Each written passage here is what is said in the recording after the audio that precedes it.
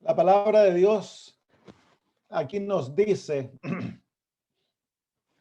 voy a abrirla en inglés yo un poquito porque Proverbios 13:7 dice, hay quienes pretenden ser ricos, y no tienen nada. Y hay quienes pretenden ser pobres y tienen muchas riquezas. Quita un poquito el español, quita un poquito la fuerza del hebreo. El hebreo nos está mostrando de que hay algunos que son ricos, que se hacen ricos y sin embargo no tienen nada. Hay otros que se hacen pobres y sin embargo lo tienen todo, son muy ricos. Y es en ese versículo que quiero hoy que lo apliquemos a nuestra realidad no física, sino que nuestra realidad espiritual. En el libro de Apocalipsis, Dios le envía un mensaje a la iglesia de la Odisea. La iglesia de la Odisea son aquellos que viven en el tiempo del juicio. Y en el versículo 17, hablando de la condición de la Odisea, el lenguaje de este versículo resuena de las palabras que nosotros leímos del libro de Proverbios. Dios le dice a la Odisea, porque tú dices, tú te haces, yo soy rico y me he enriquecido y de ninguna cosa tengo necesidad. Pero luego el Señor nos dice, y no sabes que tú eres desventurado, miserable, pobre, ciego y desnudo. El principio que a Proverbios nos da de que hay algunos que se hacen ricos y sin embargo no tienen nada, es aplicado por Juan y por Dios mismo a la iglesia de la Odisea, a nosotros, los que vivimos en la era del juicio, el último pueblo de Dios. El último pueblo de Dios tiene un problema, tiene una enfermedad. Y los síntomas de aquella enfermedad se manifiestan en el hecho de que son tibios. No son ni fríos ni calientes, sino que son tibios. Nunca se entregan de todo corazón a Cristo. Tienen una boca que habla maravillas, una boca que dice yo amo a Jesús, una boca que manifiesta gran celo por cosas espirituales, pero el corazón está muy lejos de Jesús. Como dice el Señor, este pueblo con su boca me honra, pero su corazón está lejos de mí. Entonces ese es el síntoma. El síntoma muestra que hay una condición, hay una enfermedad. Y la enfermedad de la Odisea, es que ella cree ser rica, pero no, es pobre, es desventurada, miserable, pobre, ciega y desnuda. Así que la Odisea vive una mentira. La Odisea se ha engañado a sí misma. Con su boca ella proclama ser rica, tener todas las bendiciones espirituales, ser justa, ser pura, ser santa, amar a Dios de todo corazón, vivir una vida dedicada y de obediencia a Cristo. Esas son las riquezas espirituales. Ella dice eso. Yo soy rica, me he enriquecido y no tengo necesidad de nada. Es como la situación del joven rico en Marcos capítulo 10, cuando viene a Jesús. Este muchacho se cree rico. Se cree rico en Marcos capítulo 10. Dice el versículo 17, al salir para seguir su camino, vino uno corriendo, hincando la rodilla delante de él, le preguntó, Maestro bueno, ¿qué haré para heredar la vida eterna? Jesús le dijo, ¿por qué me llamas bueno? Ninguno hay bueno, sino solo uno, Dios. Los mandamientos sabes, no adulteres, no mates, no hurtes, no digas falso testimonio, no defraudes, honra a tu padre y a tu madre. Él entonces respondiendo le dijo, maestro, todo esto lo he guardado desde mi juventud. ¿Vieron? Este joven se cree bueno. Él se cree rico, él cree que es rico, enriquecido y que no tiene necesidad de nada. Es por eso de que la pregunta del joven va cargada de su posición de riqueza. Le dice, maestro bueno, ¿qué he de hacer para heredar la vida eterna? Tres elementos en esa pregunta que manifiestan la riqueza que este joven siente de sí mismo. El hecho de que él cree que puede él algo hacer para heredar. La palabra heredar, él cree que la vida eterna realmente es algo que él merece, porque una herencia es algo que los hijos reciben naturalmente de sus padres, es algo que ellos merecen. Y la palabra, al decirle al Señor, maestro bueno, lo primero que el Señor le desafía es, ¿por qué me llamas bueno? Este joven se creía bueno, por eso él llama a Jesús bueno. Y es interesante que Jesús en su naturaleza carnal, él no se ve a sí mismo como bueno. Le dice, no hay ni uno bueno, tan solo Dios. Al llevar nuestra naturaleza, una naturaleza pobre, una naturaleza caída, una naturaleza desventurada, Jesús no se ve a sí mismo como bueno en su naturaleza humana. Y luego este muchacho, cuando Jesús le menciona los mandamientos, responde a los mandamientos diciendo, todo eso yo he hecho desde mi juventud. Se siente bueno. Él cree que ya lo hace todo. Entonces ahí Jesús ahora lo desafía. En la segunda etapa le va a mostrar cuán pobre realmente él es. Entonces le dice, una cosa te falta, y en esa cosa le falta todo. Le dice, anda, vende todo lo que tienes y dáselo a los pobres, y luego ven y sígueme. Es interesante porque Jesús, cuando le cita los mandamientos a este muchacho, le cita los mandamientos que se refieren a la manera que nos relacionamos con nuestro prójimo, los últimos 6 mandamientos, que es la tabla de los mandamientos que nos enseña cómo amar al prójimo. Y este muchacho, al negarse de vender todo lo que tiene y dárselo a los pobres, muestra que él nunca ha cumplido los mandamientos, que él ha tenido una relación externa con los mandamientos, pero no una relación verdadera, una relación de amor, porque si él realmente estuviera gobernado por el amor, Dios le pide que venda todo y se lo dé a los pobres, él lo había hecho sin hacer preguntas.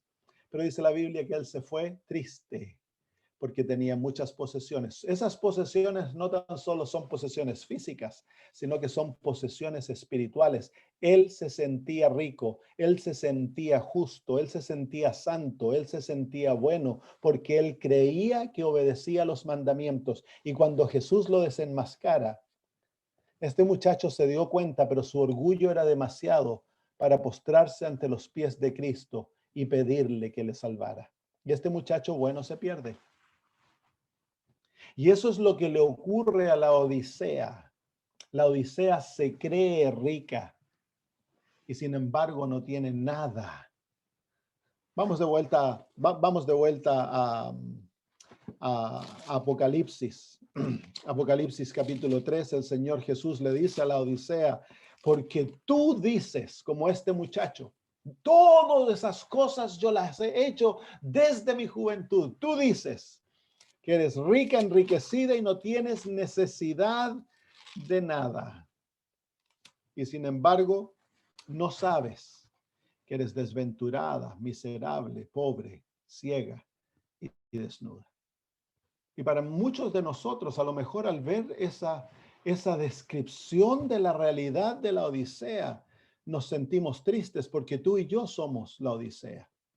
Tú y yo, queridos hermanos, somos los que cumplimos la profecía de la Odisea. Nosotros naturalmente vivimos en una sociedad que se cree buena, enriquecida, que no tiene necesidad de nada, ni siquiera de Dios. Y tristemente a nosotros exactamente tenemos la misma mentalidad. No tenemos necesidad de nada, incluso no tenemos necesidad de oración, no tenemos necesidad de venir a las reuniones de oración donde se estudia la palabra. Si yo estoy bien, no tengo la necesidad de esas cosas.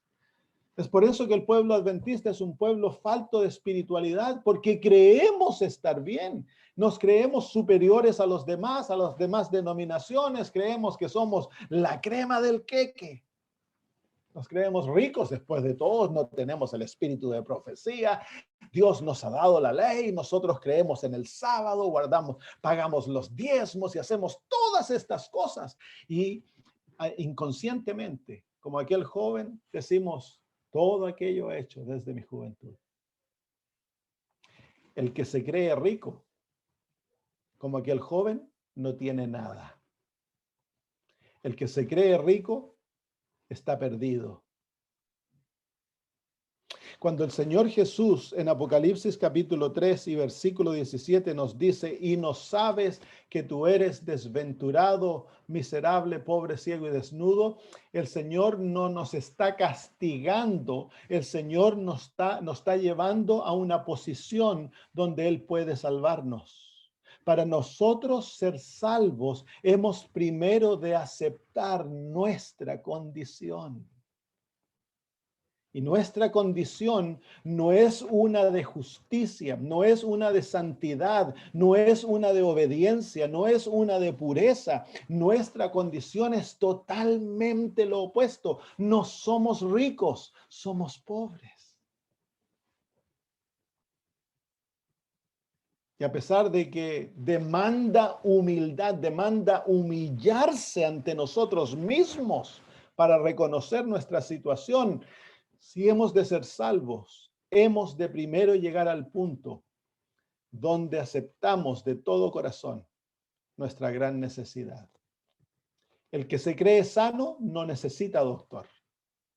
El que se cree rico no necesita que lo ayuden. El que se cree sabio no necesita profesor. El que se cree fuerte no necesita a alguien que le dé fortaleza. El que se cree que ve no necesita guía. Entonces, el que es rico en sus propios ojos no necesita a Cristo.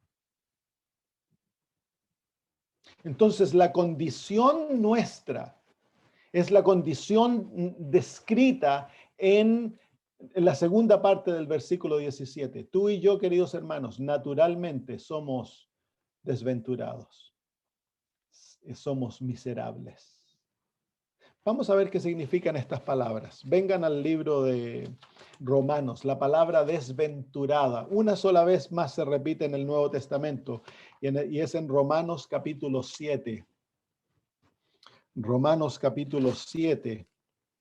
Cuando el apóstol Pablo, luego de terminar ese elocuente argumento de nuestra incapacidad de satisfacer la justicia divina a través de nuestra obediencia, de tratar por nuestra voluntad de hacer lo bueno, y cada vez que tratamos terminamos haciendo lo malo. Al final de aquel capítulo 7, que es un capítulo tan lleno de tensión, el apóstol Pablo dice en el versículo 24: miserable hombre de mí, o miserable de mí, ¿quién me librará de este cuerpo de muerte? Esa es la misma palabra que se usa en Apocalipsis, traducida desventurado. Literalmente la palabra quiere decir desgraciado, sin gracia, infeliz, sin felicidad. Tiene una vida sin futuro.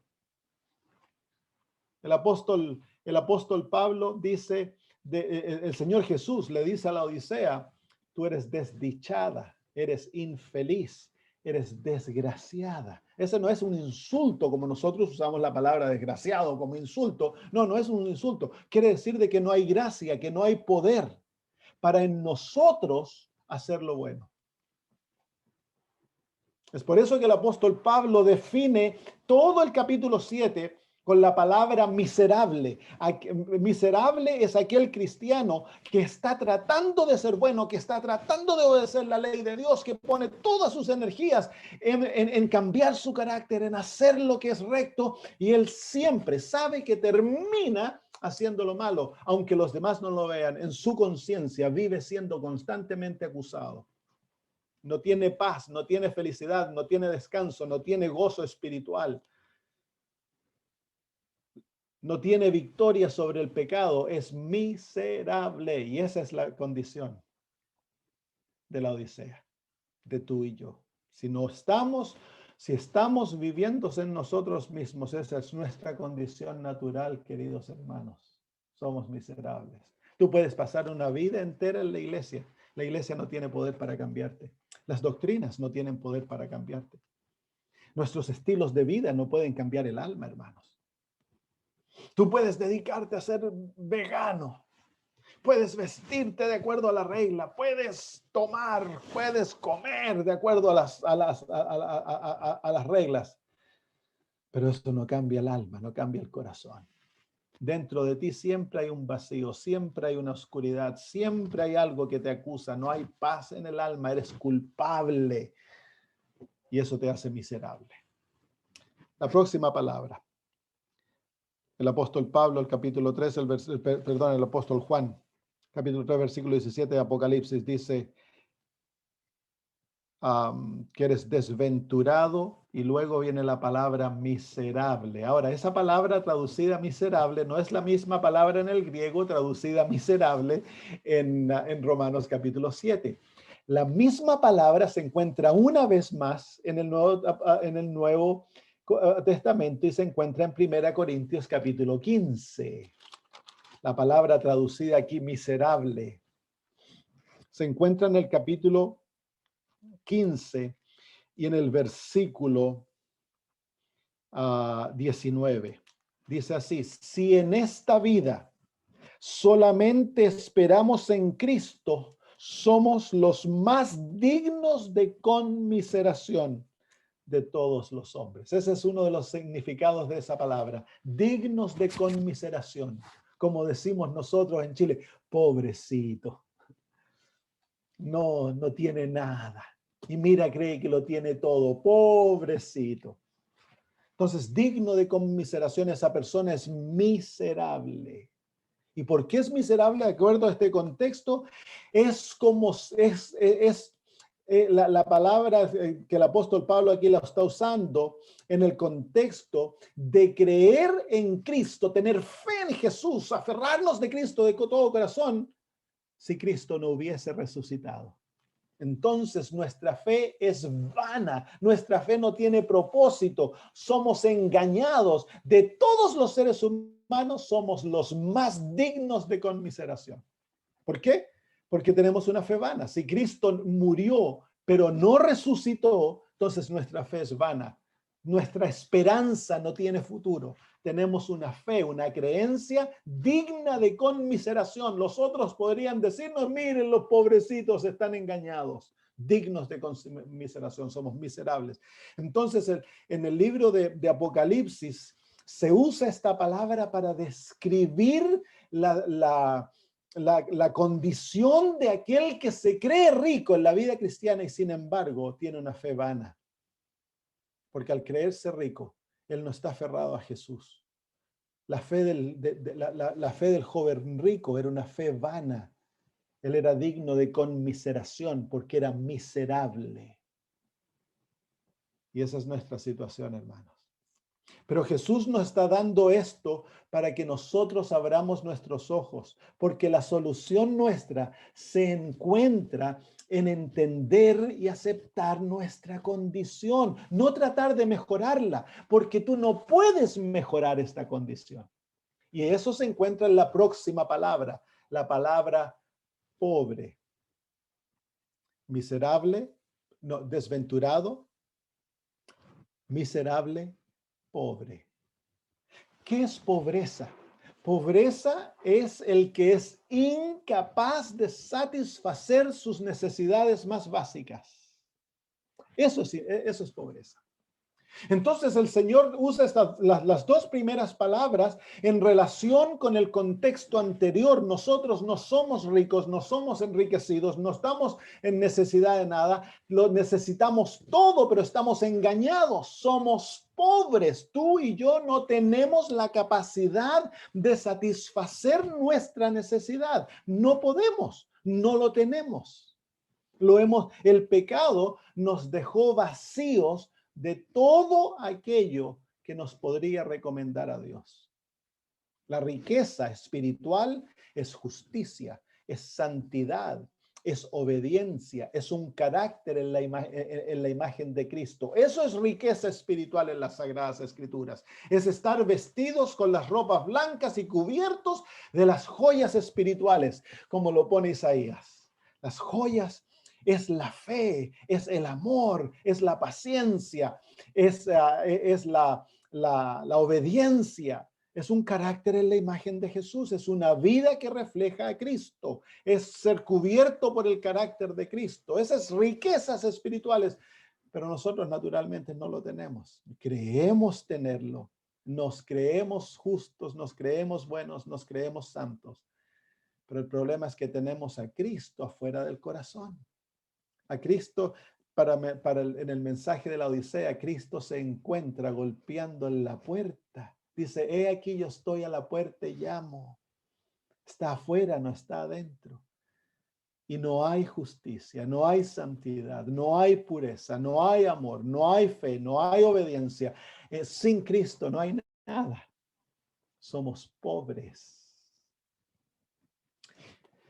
Vengan al libro de Romanos capítulo 3. El apóstol Pablo aquí usa dos veces, nos muestra esta realidad de nuestra pobreza. Romanos capítulo 3, el versículo 10 dice, como está escrito, no hay justo ni aun uno. No hay justo ni aun uno. Somos pobres. En cuanto a justicia, somos pobres porque nosotros no tenemos justicia. Y justicia es lo que nos recomienda a Dios, para que Dios nos acepte. Sin justicia no somos aceptos ante Dios. No hay justo ni aun uno, no hay quien entienda, no hay quien busque lo bueno. Nosotros naturalmente no buscamos lo bueno. Y en el versículo 23 el apóstol Pablo dice, por cuanto todos pecaron y están destituidos de la gloria de Dios. Aquella gloria es su carácter. Destituidos, no tenemos aquel carácter. Estamos completamente vacíos de la gloria divina. Tú y yo somos pobres, hermanos. Pobres. No somos ricos. El rico lo tiene, el pobre no lo tiene. El pobre desea, el rico no desea porque el rico lo tiene. Él puede satisfacer sus necesidades. Él puede ir y comprar si necesita. El pobre no. El pobre quiere comer pan, pero no tiene. Yo me acuerdo cuando niño saliendo de la escuela, luego era entrenado fútbol y eran las 5 de la tarde con un hambre y pasar por enfrente de la panadería que a las 4 o 5 de la tarde en Chile se produce pan calentito y no tener dinero para comprar una marraqueta. Marraqueta es un pan chileno. El pobre no tiene, el pobre desea, el pobre saliva, el pobre sueña, pero no tiene, porque eso es pobreza. Y tú y yo no tenemos lo más mínimo de lo que Dios te manda. Somos pobres, más aún somos ciegos. No tenemos la capacidad de ver nuestra propia condición. Necesitamos aceptar la recomendación divina porque tú y yo somos ciegos, no podemos ver nuestra situación. La ceguedad es falta de discernimiento espiritual. Tú y yo eso no lo podemos ver. No podemos ver nuestra verdadera capacidad hasta que nuestros ojos son abiertos a través de la presencia del Espíritu Santo y nos vemos en nuestra verdadera situación. Perdidos, incapaces. Y luego dice desnudos. La desnudez es ser perdidos, porque no tenemos la justicia de Cristo que nos cubre. Entonces es fácil aquí caer en la situación de ser pobre de mí, no tengo nada. Pero en las Sagradas Escrituras no es malas noticias de que nosotros seamos así. En el libro de Romanos, capítulo 6, el apóstol Pablo, perdón, capítulo 5, el apóstol Pablo, escribiendo de nuestra realidad, dice, capítulo 5 del libro de Romanos, el versículo 20 dice, pero la ley se introdujo para que el pecado abundase. El pecado es nuestra pobreza, el pecado es lo que nos dejó pobres. Debiéramos estar aterrados del pecado, hermanos, y sin embargo estamos tan enamorados del pecado. Dice, pero la ley se introdujo para que el pecado abundase, mas cuando el pecado abundó, sobreabundó la gracia. Entonces la gracia está al alcance de aquellos que reconocen su pecaminosidad. El pecado nos ha engañado a creer de que nosotros, para que Dios nos acepte, tenemos que ser buenos. Tenemos que hacer obras buenas, tenemos que mostrarle a Dios que somos dignos de que Él nos acepte. Es lo opuesto, hermanos, eso es un engaño satánico. Dios nos acepta por su gracia. En el libro de Santiago, capítulo 2, versículo 5. Santiago, capítulo 2, versículo 5, el apóstol dice, hermanos míos, amados, oíd, oíd. Y luego dice esto, ¿no ha elegido Dios a los pobres de este mundo para que sean ricos en fe y herederos del reino que ha prometido a los que le aman? ¿A quién ha elegido Dios? A los pobres de este mundo. Es por eso que Jesús le dijo a los fariseos que Él no vino a salvar santos, Él vino a buscar a los pecadores. Él no vino a sanar a los que están bien, Él vino a sanar a los enfermos. Así que la condición para que seamos sanos es que primero nos demos cuenta de nuestra enfermedad. La condición para que el Señor nos haga ricos es que primero reconozcamos nuestra absoluta pobreza. Somos totalmente pobres, hermanos. El pecado nos dejó vaciados de la gloria de Dios. No tenemos nada de justicia, no podemos producir nada bueno. En nosotros no está la capacidad de obedecer, de amar a Dios. Lo opuesto. Miren lo que dice el libro de Romanos, capítulo 8. Es lo opuesto, contrariamente lo opuesto a eso. Romanos capítulo 8, versículo 5 en adelante dice, porque los que son de la carne piensan en las cosas de la carne, pero los que son del espíritu en las cosas del espíritu, porque el ocuparse de la carne es muerte, pero el ocuparse del espíritu es vida y paz. Por cuanto los designios de la carne, eso es de nuestra naturaleza natural, dice, los designios de la carne son enemistad contra Dios, así que nosotros somos enemigos de Dios por nuestra naturaleza, porque no se sujeta a la ley de Dios, ni tampoco pueden, y los que viven según la carne no pueden agradar a Dios. Así que tenemos una naturaleza que está en enemistad contra Dios, no obedece la ley de Dios, ni tampoco puede agradar a Dios. Eso es ser pobres, hermanos. No tenemos nada en nosotros que nos recomiende a Dios y nos haga aceptos. Somos pobres. Pero cuán difícil es para la naturaleza pecaminosa. Es imposible aceptar esta realidad porque demanda humillarse. Y nosotros naturalmente somos orgullosos.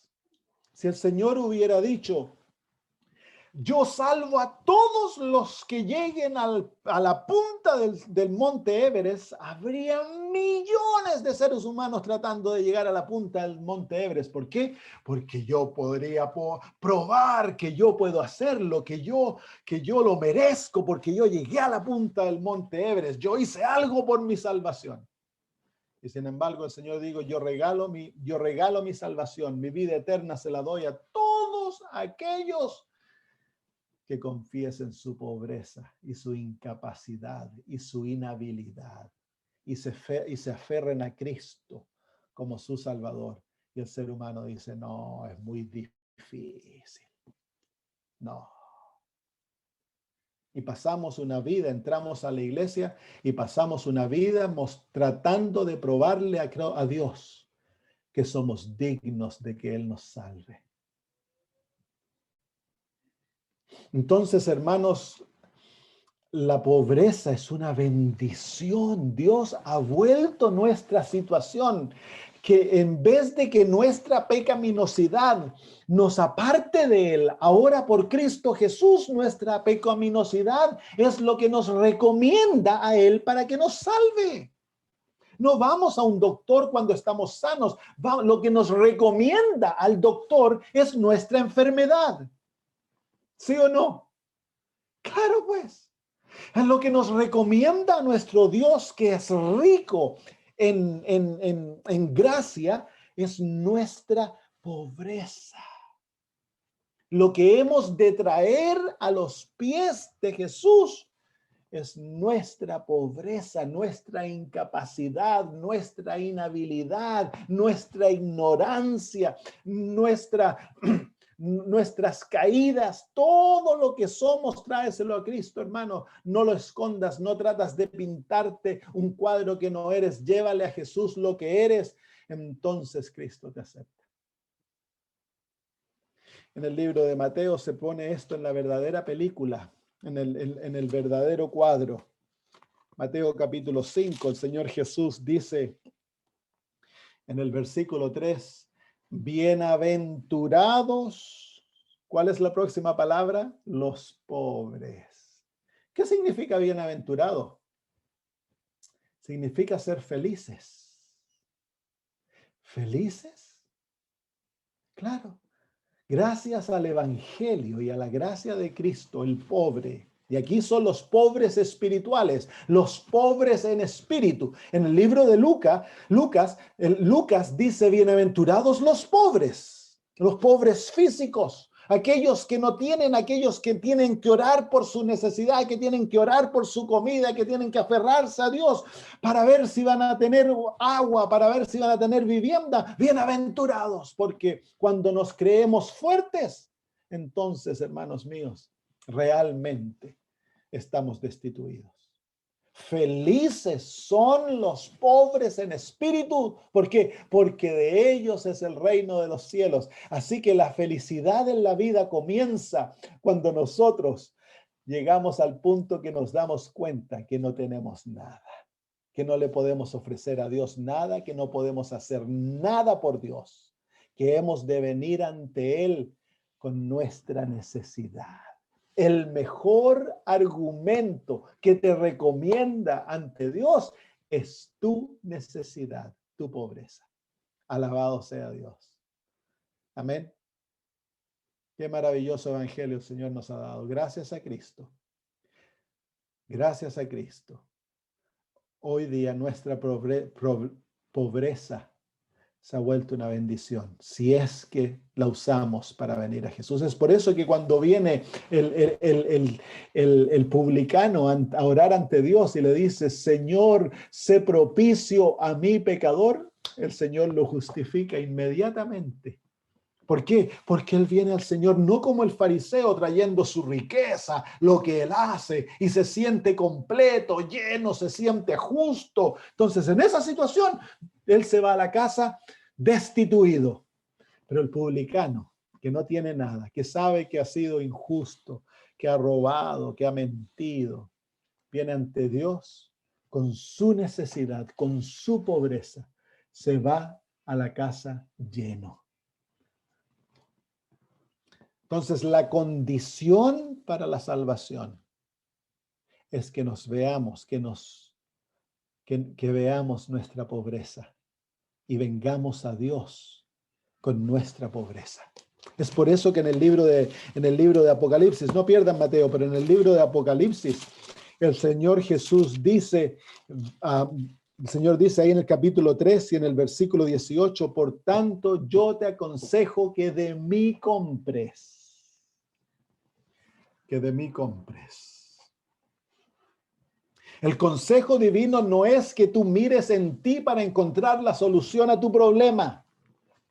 No es que tú trates más duro, no es que te sacrifiques, no es que trates de ir a predicar el evangelio, que des más ofrenda, que gastes más hora en oración, que ahora te aprendas de memoria la Biblia, que leas el espíritu de profecía y vivas de acuerdo a aquellos principios. Ese no es el consejo divino. El consejo divino es: te aconsejo que de mí compres. Para obtener lo que necesitamos, hemos de ir en nuestra situación de desventuranza, de miseria, de pobreza, de ceguedad y de desnudez. Hemos de ir desnudos, pobres y ciegos ante Cristo, a Él, para obtener de Él lo que Él tiene para nosotros.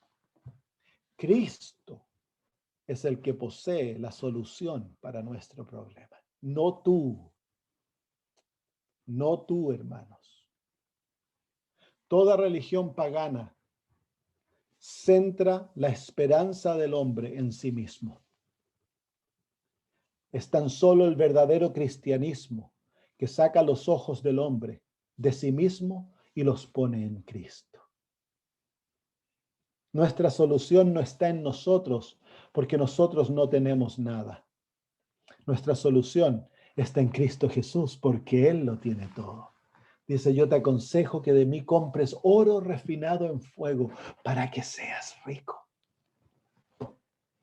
y vestiduras blancas para cubrirte tu desnudez, y que unjas tus ojos con colirio para que veas. Ahí se encuentra la solución. ¿Y quién tiene la solución? Es Cristo Jesús. ¿Por qué Cristo Jesús? Lo vamos a ver en un minutito. Vamos de vuelta a Mateo.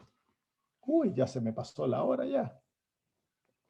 Mateo capítulo 5, nuevamente el Señor dice ahí en el versículo 3, bienaventurados los pobres. ¿Saben? Las bienaventuranzas son como una escalera, la escalera de la experiencia cristiana.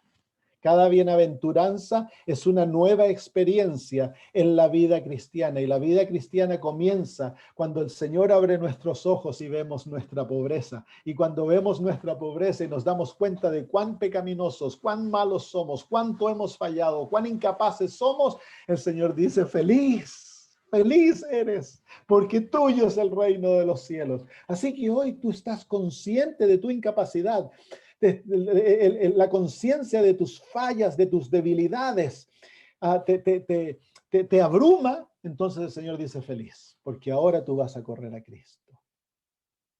Y luego dice el Señor en el versículo 4, bienaventurados los que lloran, porque ellos serán consolados. ¿Por qué lloran? Lloran por su pobreza. El llanto es la acción del Espíritu Santo cuando trae convicción al alma, y la convicción da fruto en arrepentimiento. Entonces, antes de que haya alegría, el Señor inflige una herida en el alma. Él hiere para poder sanar. Él abre la herida para poder sanarla luego, hermanos. Y la apertura de aquella herida es la realización de cuán malos somos, cuánto hemos ofendido a Cristo, cuán orgullosos, cuán mentirosos, cuán egocéntricos, cuán controladores somos, cuánto daño le hemos causado a Cristo y cuánto daño le hemos causado a los demás. Cuando el Señor abre nuestros ojos, es abrumador la realización de nuestra pecaminosidad y causa llanto. La convicción de nuestro pecado nos lleva a llorar. Pero es una herida de la cual no hay arrepentimiento. El arrepentimiento causa un dolor del cual no hay arrepentimiento. El final de aquel dolor trae gozo, porque Dios nos libera de nuestros pecados, nos libera de nuestra culpa y nos da paz en Cristo Jesús. Bienaventurados los pobres y los que lloran. Y luego dice: bienaventurados los mansos, porque ellos recibirán la tierra. Ahí se encuentra la experiencia del arrepentimiento, la mansedumbre, la humildad. Cuando el corazón acepta mi realidad y deja de batallar por la supremacía y se somete a Cristo. y acepta la realidad de que he de aceptar a Jesús como mi todo. Dice la hermana de White que la justificación por la fe es la obra de Cristo en humillar el orgullo humano. Porque Dios no puede hacer nada por el orgulloso. Hemos de aprender a humillarnos ante Cristo, confesar nuestra necesidad de Él en todo. Y Dios está trabajando a través de lo que está ocurriendo en la tierra para llevar a su pueblo a confiar en Él, hermanos. Hemos aprendido a confiar en todo en vez de confiar en Cristo, especialmente los que vivimos en países ricos. Aquí en Australia, si estás en desempleado, ahora la gente que está sin empleo le están dando $600 a la semana. A los que por el COVID quedaron sin trabajo, $600 a la semana. Aquí la medicina es gratis, desempleo, toda tu vida puedes vivir en el desempleo. Me imagino que allá en Suecia es muy similar. Todo eso, Señor, Dios lo va a sacar. Va a permitir que todo este sistema se destruya para que el pueblo de Dios aprenda a confiar en Él. Y aprendamos a ser humildes. Aprendamos a orar por nuestra próxima comida. Aprendamos a creer que Dios es un Padre que sostiene. Aprendamos a aferrarnos de su manto, de su mano y caminar con Él, no caminar con el gobierno, con el doctor, con el banco, con el amigo, con la familia, no, caminar con Cristo. No dependemos de Jesús porque somos orgullosos. La experiencia del arrepentimiento nos llevará a la humildad y nos llevará a depender en Cristo 100%. Bienaventurados los mansos. Y luego dice el versículo 6, bienaventurados los que tienen hambre y sed de justicia, porque ellos serán saciados. No deseamos ser como Cristo porque nos creemos buenos, nos creemos ricos, nos creemos satisfechos, ya creemos que estamos ahí, pero cuando el Señor nos desenmascare, abre nuestra alma y nos demos cuenta de nuestra pobreza, de nuestra inhabilidad y nos lleve al llanto, al arrepentimiento, seamos humillados, entonces y tan solo entonces vamos a ver a Cristo como nuestro todo y vamos a anhelar, vamos a tener hambre y sed de su justicia, no de mi justicia que no tengo. Cristo es nuestro todo, hermanos.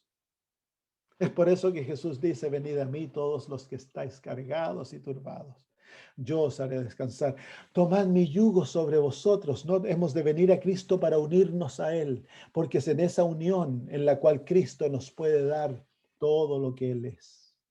En el libro de Colosenses, ya se nos acaba el tiempo, el libro de Colosenses presenta a Cristo en la verdadera luz. Cristo es nuestro todo. ¿Qué quiero decir con ello? Tú no tienes nada. ¿Y cuánto necesitas para entrar al cielo? Lo necesitas todo. Y entonces, si no tienes nada, ¿cómo puedes obtener el todo? En Colosenses capítulo 3, versículo 11, hablando del evangelio, Pablo dice así, donde no hay griego ni judío, circuncisión ni incircuncisión, bárbaro ni escita, siervo ni libre. Miren ahora cómo dice, sino que Cristo es el todo y en todos. ¿Qué es Cristo? El todo. Yo no tengo nada, lo necesito todo. Ahora cambia la palabra todo por Cristo, porque Cristo es el todo. Entonces, ¿qué es lo que necesitamos? Necesitamos a Cristo porque Él es nuestro todo. Y cuando tú tienes a Cristo, lo tienes todo. Pero esto no es una teoría, esto no es algo, una teología que tenemos en la cabeza y que la hemos aceptado en la cabeza. Esto tiene que ser realidad. Yo tengo que permitir que el Señor me lleve al arrepentimiento a través del reconocimiento de mi pobreza, de mi inhabilidad, de mi rebeldía, de mi pecaminosidad y culpa. Cuando el Señor me lleve por esa experiencia, entonces, y tan solo entonces, Cristo, yo lo voy a ver como mi todo y me voy a aferrar a Él como el que se aferra a un salvavidas cuando se está ahogando. Me voy a aferrar a Él como el que le dan un sándwich luego de haber estado 10 días sin comer. Nos vamos a aferrar a Cristo como nuestro todo, porque nos vamos a dar cuenta que sin Él no tenemos nada. En el mismo libro de Colosenses, capítulo 2, versículo 10, el apóstol dice esto. Miren, Jesús es nuestro todo. Y aquí en el versículo 10 del capítulo 2 dice, y vosotros estáis completos. ¿Qué significa estar completos? Quiere decir que lo tenemos todo. Estáis completos en Él. ¿Quién es Él? Cristo Jesús. Estáis completos en Él, que es la cabeza de todo principado y potestad. Así que cuando tenemos a Cristo, lo tenemos todo. Y cuando lo tenemos a Él, estamos completos, no tenemos nada. Cuando en el libro de Apocalipsis tú vienes a Cristo y Cristo Jesús te da entonces el oro refinado en fuego, eres rico.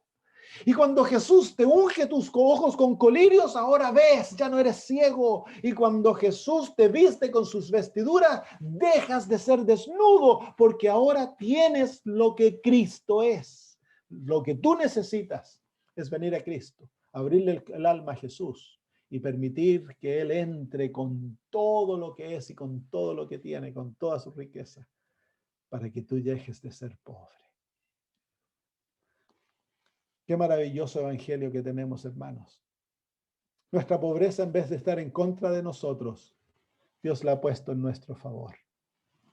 Miren en el libro de 2 Corintios capítulo 8, el apóstol escribe en el versículo 9, dice, porque ya conocéis, capítulo 8 de 2 Corintios, versículo 9 dice, porque ya conocéis la gracia de nuestro Señor Jesucristo, que por amor a vosotros se hizo pobre, tomó sobre nosotros nuestra condición, sobre sí nuestra condición, pagó nuestros pecados.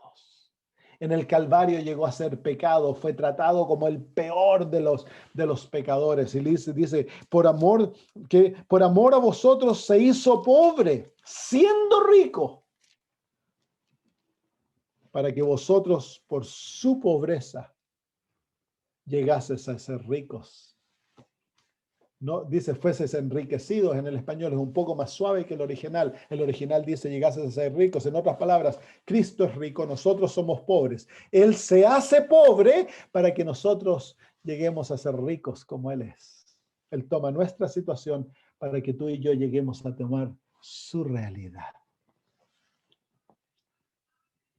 Y en 2 Corintios 5:21 el apóstol dice estas maravillosas palabras. 2 Corintios 5:21, al que no conoció pecado, por nosotros le hizo pecado. Ahí está la pobreza.